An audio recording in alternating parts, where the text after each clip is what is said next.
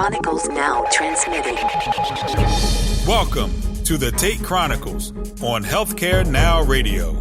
And now, here's your host, Jim Tate. Good day, citizens of the free world, from border to border, coast to coast, and to all the ships at sea. I bring you a warm welcome. This is your correspondent, Jim Tate, and thanks for joining in and tuning in today to the Tate Chronicles. We're glad you're here today as we cut through the fog that exists at the leading edge of healthcare technology, healthcare delivery, and processes. I'm really pleased today. My guest is Ryne Natzke, who is the Vice President of Strategic Accounts and Healthcare at Sphere Commerce. Sphere Healthcare Payment Solutions provides practitioners and healthcare systems broad payment acceptance functionality, a high-level security, and expert support through the payments lifecycle. This is a side of healthcare that we don't talk about, but in some ways, the reimbursement and compensation and the flow of all this is critical. And I'm looking forward to talking with Ryne today about maybe the past, where we are now in some of these aspects, and what's looking ahead. So first of all, Ryne, thanks for joining us on the show today. Thanks, Jim. Looking forward to talking with you. I know that one of the major challenges faced by healthcare providers is how they can receive payments from patients. Of course, there is reimbursement that comes through, whether it's Medicare or private insurance or other third-party entities. But what are some of the challenges that providers encounter to receive payments from patients themselves? For sure. So, I mean, you kind of hit on it right there. A lot of the reimbursement does come from the health plans, from the payers, and that's generally how they've been set up to get paid and get reimbursed, because that's where the majority of the revenue comes from. They're not necessarily set up to collect from patients. And when you think about that process, if 70% of your revenue is coming from maybe a handful of organizations and the other 25 or 30% is coming from thousands of patients, just the process to collect from that is very different. And like I said, they are more set up to be on the former, on the health plan. So they need better tools, and they need to think about their operational structure and how they bill for those patients. And it's becoming more and more important as high deductible plans don't seem to be going anywhere. Copays really start adding up, and it starts becoming a big chunk of their revenue. And when I think about collecting for anything, and that could be healthcare, that could be a product at a store, that could be somebody doing a service at your house, things like that. The best time to collect a payment for anything is before you deliver the product or the service, because then you can choose not to deliver it if you're not going to get paid. And you make sure you really de-risk it. You make sure that you get paid. The next best time to collect it is collecting right at the time of when you're delivering that product or the service, because then your customer or your patient is engaged. They're right there. You have their attention. You can get that collection. You can have them pay for what they owe. The worst time to collect is after the product or service has been delivered, your customer or your patient is gone, they're back home, and now you've got to go get a hold of them again and have them pay for something that they already received. The only way to really pay for things beforehand or at the point of delivery is if you know how much to bill for. And the thing about healthcare and the thing about these providers is they don't always know that. Everybody has their own insurance plan. I could have one copay, you could have another copay. My deductible could be maxed out. You could still have some within yours. So providers aren't necessarily equipped to collect at the point of service or before the service. That's starting to shift, and I'm sure we're going to talk about that more. But that's what's preventing them from being really efficient in collecting. A big part of it is they don't know how much to even collect in the first place. And then when you think on the patient side, patient billing is confusing. They have their health plan, they have their insurance plan. They're going to get an explanation of benefits from their insurance provider. They're going to get a statement from their healthcare provider. Who do I pay? Why do I owe this much? Who do I go to for questions? It's not that patients don't want to pay for the most part, but it's hard to pay for something if you don't understand why you owe that amount. So it's going to take more resources, whether it's sitting on the phone, and it's just going to take longer for the provider to collect on what they owe. You know, one of the things that you touch on there, in my own history, I worked at a large specialty practice for about 10 years. And it was very easy for the coders and the folks who were sending out billing claims to do it to the third-party entities. To try and address the issue of what the patient owed was much more complex and actually kind of more difficult, because when you're dealing with a third-party entity, it's kind of a business relationship. When you're dealing with patients and maybe they're not in collections, or, there's a lot of human stories there. And so I would often see where the emphasis was placed on that 70 or 80% that was coming in from the entities that did the reimbursement, and that other 20 or 30% maybe that was due from the patients was harder to get. And so there was a tendency to kind of not work on that as aggressively, because there's a human element there. And the other thing that you kind of mentioned was that in the change in healthcare reimbursement now, that folks have higher and higher deductibles than maybe they did 5 or 10 years ago. So do you see patients, a higher percentage of that being paid with credit cards as opposed to checks? People just really financing those higher deductibles?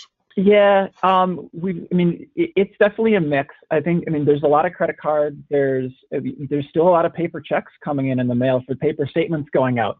I don't think that's necessarily preferred by anybody. And I think the data shows that patients prefer a more online experience, a more mobile experience, that it's going to lend itself more to credit and debit transactions. ACH is definitely becoming more common.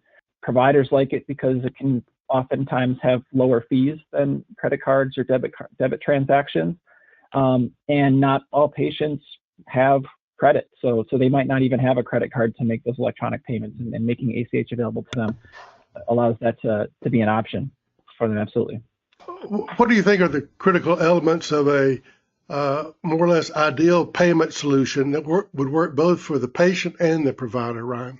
When I think of the ideal payment solution, it's one that nobody even has to think about, that it just happens. Where else do you have a consumer experience where the process of actually paying for it and collecting for it is top of mind for really anybody?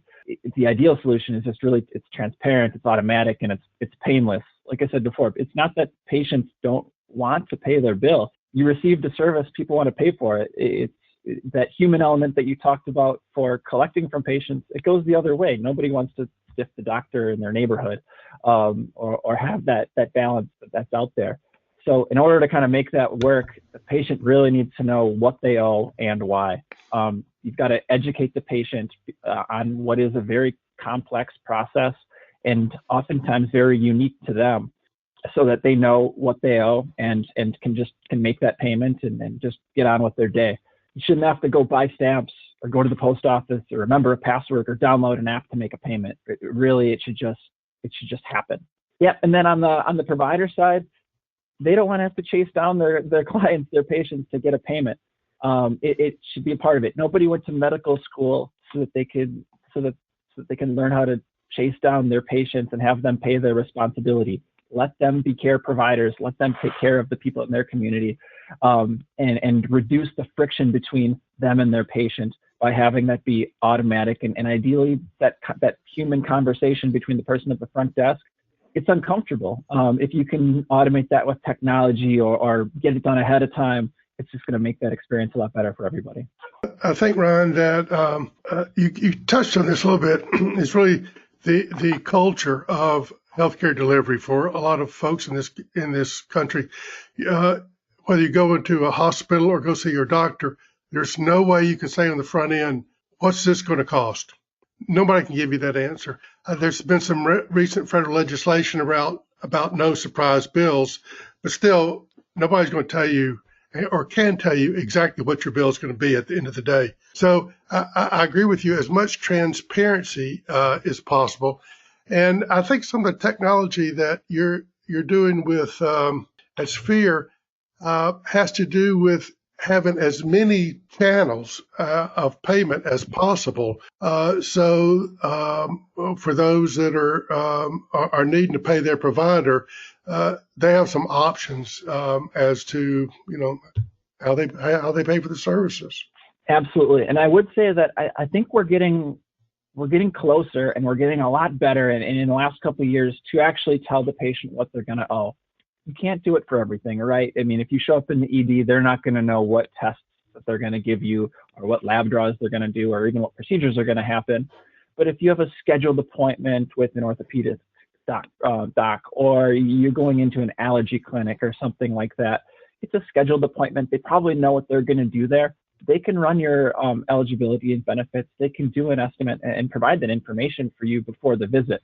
It's, like I said, it's not for everything, but we've definitely made great strides over the last couple of years to be able to provide more information to the patient.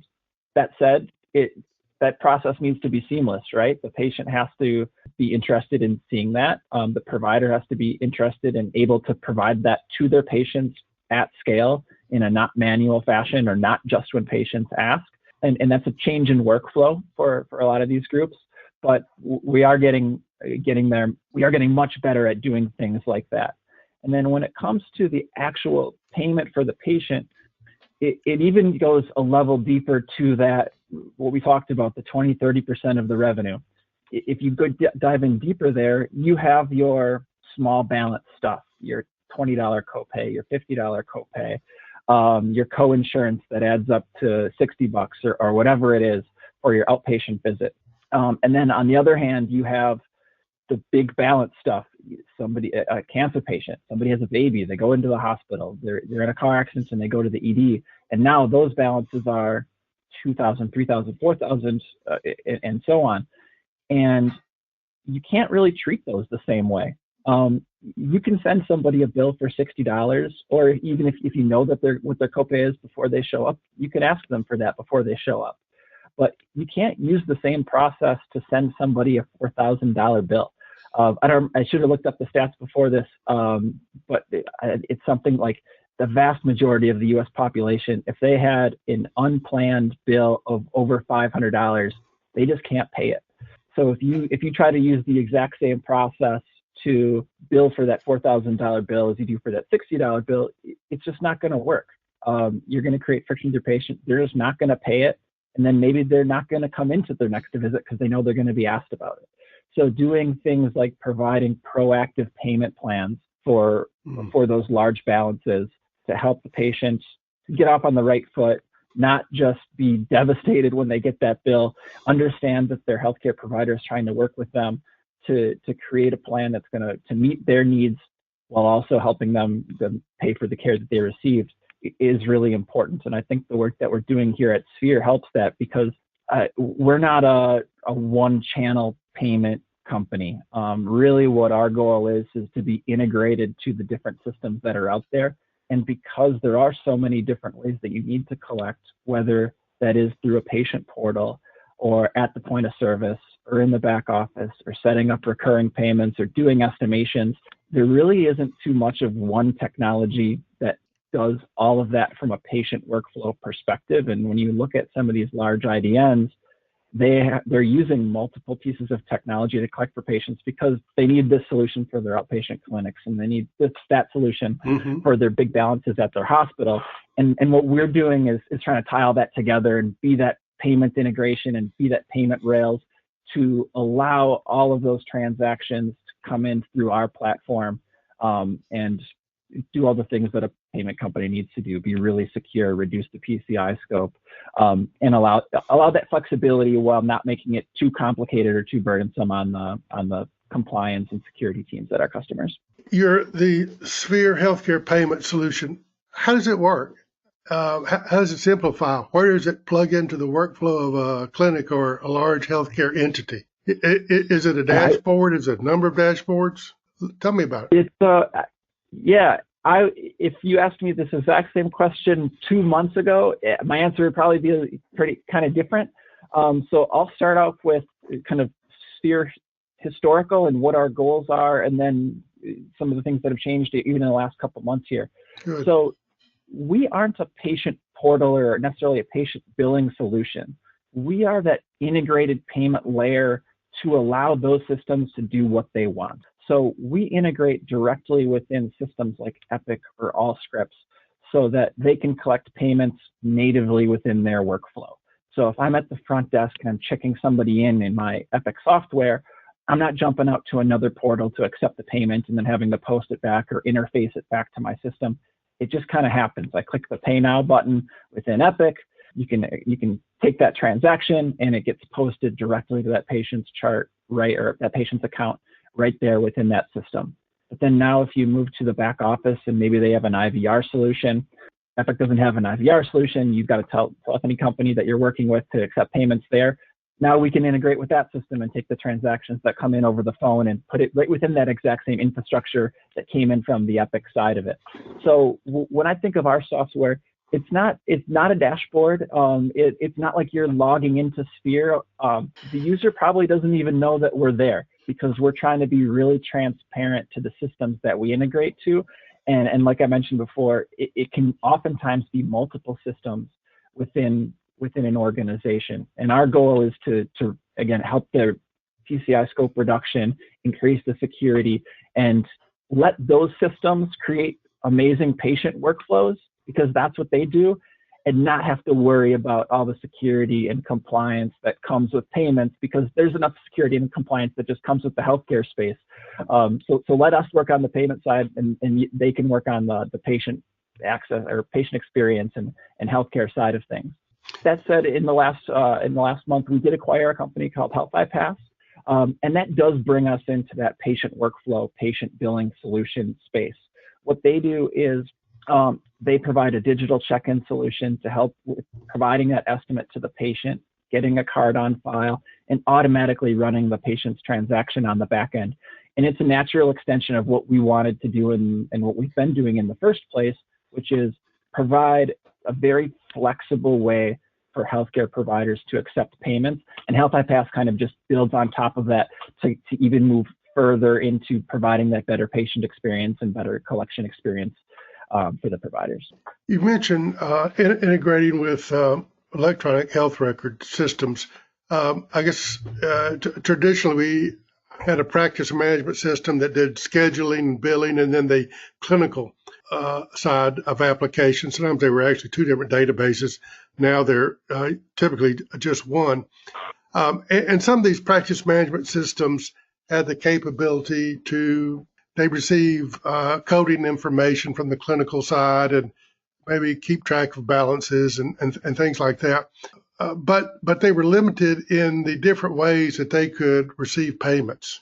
I mean, they may have built-in dunning letters saying you're 30 days overdue or something like that. And so just from a technical standpoint, how do you integrate with these EHRs? Are you a web-hosted system that is just connected to them through a cloud API or something like that? Yeah, it can really vary between the systems. I think some EHRs have a really robust kind of marketplace or and APIs that they make available to their partners or other applications that their customers want to use, and we can go direct to them and create those integrations to do that. Some of them are maybe not quite there yet. I think with some of the legislation and kind of where the market's going, these APIs are inevitable to make data available and allow it to flow back and forth. But for some of them, it may be more of a file transfer if we have to do it.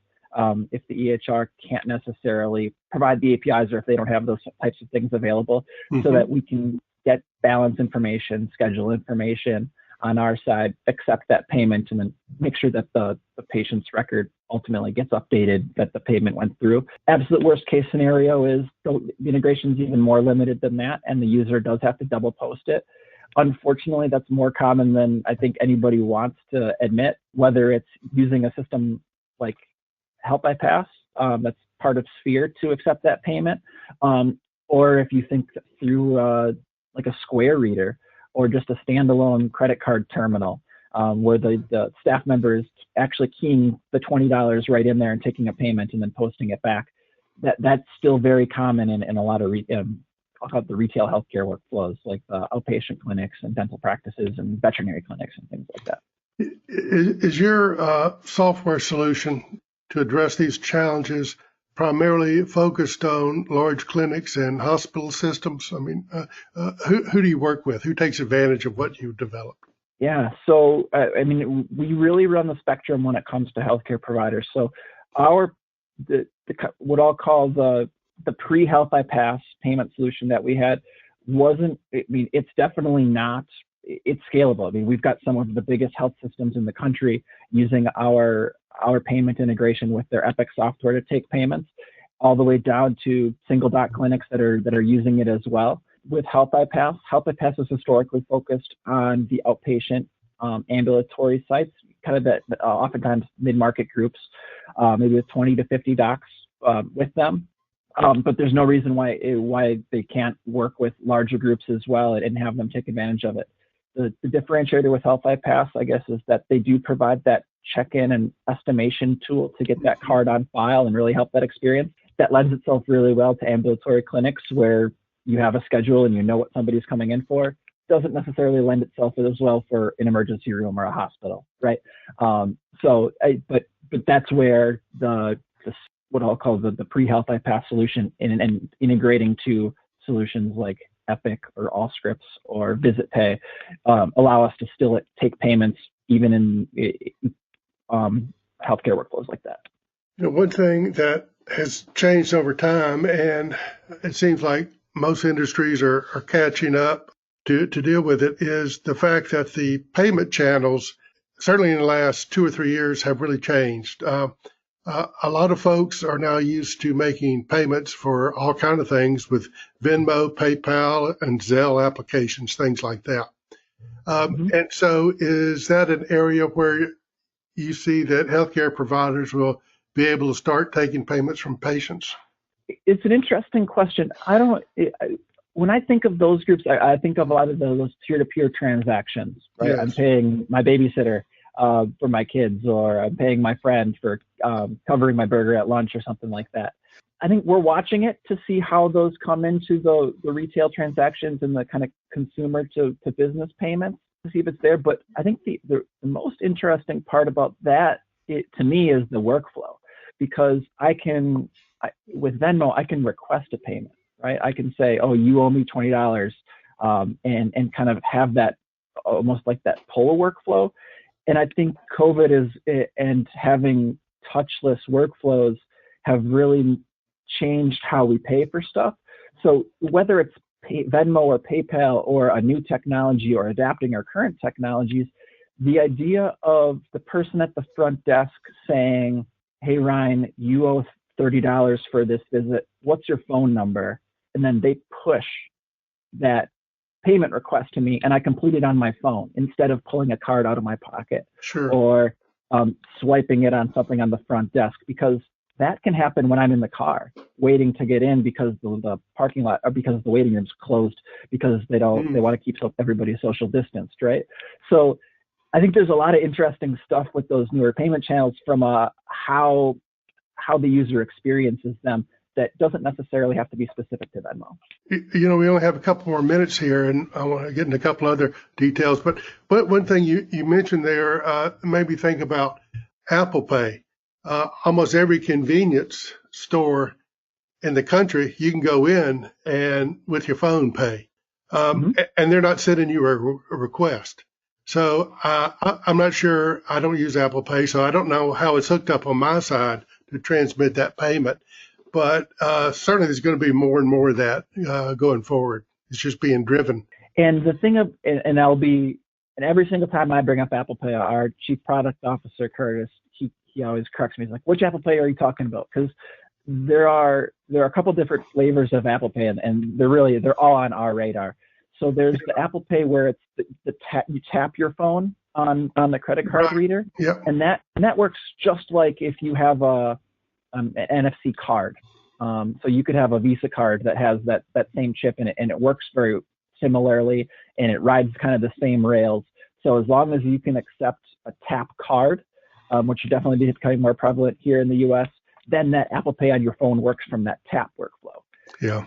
Another flavor of that Apple Pay, though, is the online workflow, where your card is saved in your Safari browser or in the app on your iPhone, and then that's going to be for your online payments. And from I won't get into details because I know we only have a couple minutes left, but on the payment side, it's a very different workflow and it's a very different transaction rails than kind of using that device on the counter. Both are becoming more prevalent and both are being used more and more. And I'm excited to see where all that goes. Yeah, those payment models definitely are going to continue to evolve. It'd be fascinating to see how that goes moving forward. Before we totally run out of time, I want to let our listeners know that to find out more about Sphere and the work they're doing with healthcare payment solutions, you can go to Sphere Commerce. That's SPHERE commerce.com, spherecommerce.com. And we want to thank the audience for joining us on this episode of the Tate Chronicles. I offer a special salute to my guest today, Ryne Natzke of Sphere Commerce. Ryne, thanks for coming aboard today. Thanks for having me, Jim. This was great. You can find more information on this show's program page at healthcarenowradio.com. And until we meet again, here's wishing you smooth sailing and safe harbors. Tate Chronicles transmission ending now.